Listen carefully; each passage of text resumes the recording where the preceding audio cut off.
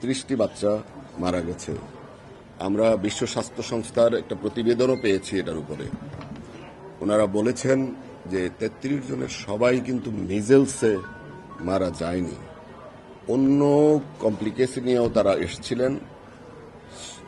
যা প্রত্যেকটি মৃত্যুকেই আমাদের চিকিৎসার আওতায় আনা দরকার। আমরা ওই ইয়েতে যাচ্ছি না। আমরা আমাদের স্বাস্থ্য মন্ত্রণালয় থেকে আমরা এই যে শর্ট আউটব্রেক বলবো, ছোট আউটব্রেক হয়েছে যে মিজেলসের, এটা আমরা অ্যাড্রেস করার জন্য একটা ব্যাপক কর্মপরিকল্পনা গ্রহণ করেছি।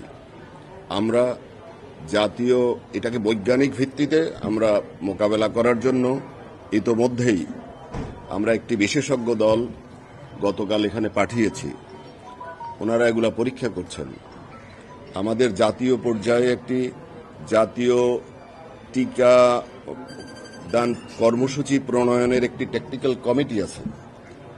আমরা ওই কমিটিকে অনুরোধ করেছি যে আমাদের এই আউটব্রেক যে পকেটে তৈরি হয়েছে এগুলার জন্য আমাদের একটা টেকনিক্যাল প্ল্যান তৈরি করে দেওয়ার জন্য তারা অলরেডি তাদের পরিকল্পনা তৈরি করেছে। আমরা এগুলো নিয়ে সচিবালয়ে বসব।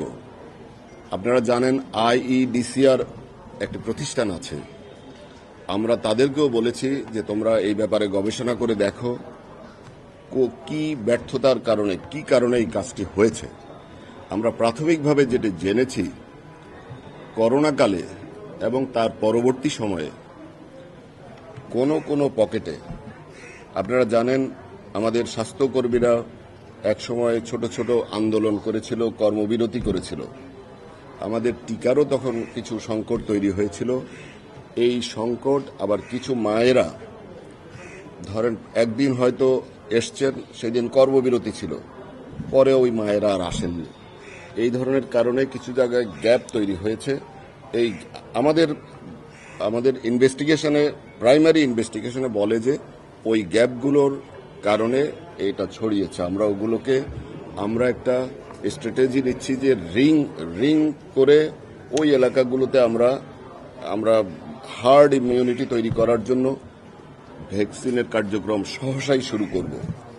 চিকিৎসার মান ভালো, অনেক উন্নত যন্ত্রপাতি আছে যেগুলো ঢাকায়ও নাই। এরকম অনেক যন্ত্র আমরা মেশিনারি দেখেছি। আপনারা সেগুলোর সেবা পাচ্ছেন এবং পাবেন। আর যে কথা বলেছেন, এই আশেপাশের যতগুলো স্ট্রাকচার আছে আমরা শিশু হাসপাতাল সহ সবগুলোর স্বাস্থ্যসেবা শুরু করার নিশ্চয়তা দিচ্ছি। এইটা হয়তো এই 3 মাসের মধ্যে আমরা আংশিকভাবে চালু করব এবং নেক্সট ফাইন্যান্সিয়াল ইয়ারে ইনশাআল্লাহ আপনারা পূর্ণাঙ্গ এই শিশু হাসপাতাল এবং অন্য অবকাঠামোগুলোতে স্বাস্থ্যসেবা পাবেন। জি, গত 7 মাসে 2255 জন শিশু মারা গেছে। এটা শিশু ওয়ার্ড থেকে গত 7 মাসে 2255 জন গত 7 মাসে। এই মৃত্যুটাকে কি স্বাভাবিক গড়ে, সেটা হিসাব করলে গড়ে প্রতিদিন 10 জন করে মারা গেছে।